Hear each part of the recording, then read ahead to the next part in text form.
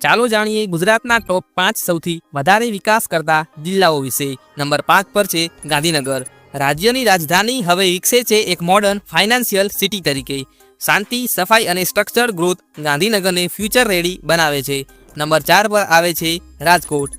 અહીંના નાના મોટા ઉદ્યોગો દેશભરમાં પ્રસિદ્ધ છે। ટૂલ્સ, મશીન અને ઓટો પાર્ટ્સ માટે આ શહેર બિઝનેસ માટે જાણીતું છે।